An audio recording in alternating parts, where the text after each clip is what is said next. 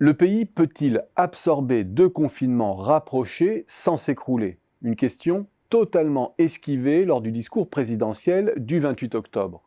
Un silence assourdissant qui rend à peine audibles les tentatives d'auto-justification. Comment pourtant peut-on passer sous silence cette sensation de noyade des acteurs économiques qui, ayant à peine eu le temps d'extraire leur tête de l'eau, se retrouvent à nouveau submergés par une seconde vague qui leur sera fatale? Comment peut-on annoncer sans sourciller que nous allons rejouer à la lettre le même scénario qu'en mars? Fort des enseignements de la première expérience, certes, ce qui aboutit au droit d'enterrer dignement ses morts, de maintenir un fil de visite dans les EHPAD, de déambuler dans les parcs et de maintenir un lien présentiel entre les enfants et l'école.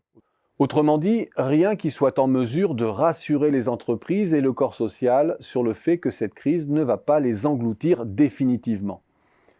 Inévitablement, ce que l'on entend à travers la réplique à l'identique des fermetures imposées lors du premier confinement, c'est que l'économie va revivre un coup d'arrêt d'une violence inouïe, avec une perte d'activité de plus de 30% en moyenne au cœur du confinement pour l'ensemble de l'économie, et des pertes abyssales dans les activités les plus exposées, pouvant voisiner 90%. La situation des restaurateurs, des petits commerces spécialisés est évidemment dans toutes les têtes. Crise des gilets jaunes, succession des confinements, comment la cohorte des petits commerçants, qui frôle la ruine personnelle depuis des mois, va-t-elle tenir face à ce qui ressemble de plus en plus à une mise à mort? Sans surface financière suffisante pour absorber les chocs, perdant à chaque fois une partie des stocks qu'ils ont constitués et reconstitués, ils se retrouvent pour la troisième fois à l'arrêt. Un propos que l'on peut étendre à tous les petits services qui s'adressent aux ménages, sport, soins, loisirs, activités récréatives, culturelles, le transport, etc.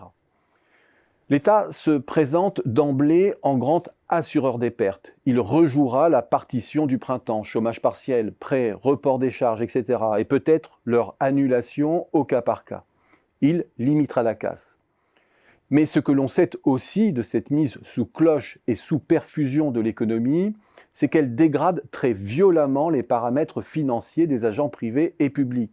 L'économie a commencé à s'extirper du premier confinement au prix de 20 points de PIB d'endettement supplémentaire pour l'État et d'un bond de 25 points du ratio de dette financière des entreprises rapporté à leur valeur ajoutée. À quoi il faut ajouter près de 27 milliards de reports de charges fiscales et sociales payables dans l'année. La dérive est déjà sidérante. Et songer qu'il faut mettre un facteur 2 sur ce qui est déjà observé donne le vertige. Certes, les entreprises vont certainement parvenir à mieux maintenir leur activité qu'au printemps, effet d'apprentissage oblige. À l'instar des restaurateurs qui se replient sur la vente à emporter, à l'instar de la construction qui devrait cette fois-ci maintenir le cours des chantiers. Il n'en reste pas moins que l'économie, dont on hérite à l'issue d'un tel choc, n'est fatalement plus la même qu'avant crise. Les charges induites par le nouveau fardeau financier modifient la donne pour longtemps du côté des entreprises. Les fermetures réglementaires créent des distorsions de concurrence indélébiles entre les entreprises. Les parts de marché prises par exemple par le e-commerce ou par les grandes surfaces généralistes laisseront des traces.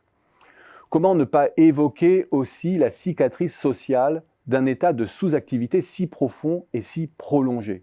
Entre le chômage qui s'éternise pour les uns et les fait basculer en fin de droit, l'entrée dégradée sur le marché du travail pour les jeunes diplômés, dont toute la carrière portera la marque, les indépendants en précarité extrême, etc. Le tissu social est miné de bombes à retardement. Et c'est l'idée même de retour à la normale qui devient absconse. Les fondamentaux de la demande et de l'unité nationale sont minés en profondeur car au-delà des artifices monétaires, c'est tout le patrimoine financier et social qui est dégradé pour longtemps, avec des inégalités de plus en plus criantes et de moins en moins tolérées. Soumise à de telles torsions, l'économie peut s'effondrer et le corps social s'embraser, c'est une évidence. Pour combien de temps encore l'artifice monétaire de l'argent gratuit peut-il différer le grand craquement? 2 ans, 10 ans, 20 ans? Nul ne peut le dire.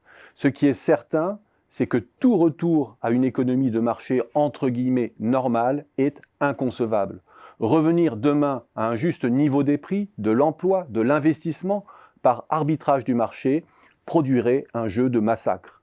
Et le nouvel attelage de la finance et des États qui se dessine depuis quelques années et a pris une nouvelle dimension avec la Covid se transforme en nouveau paradigme durable du capitalisme.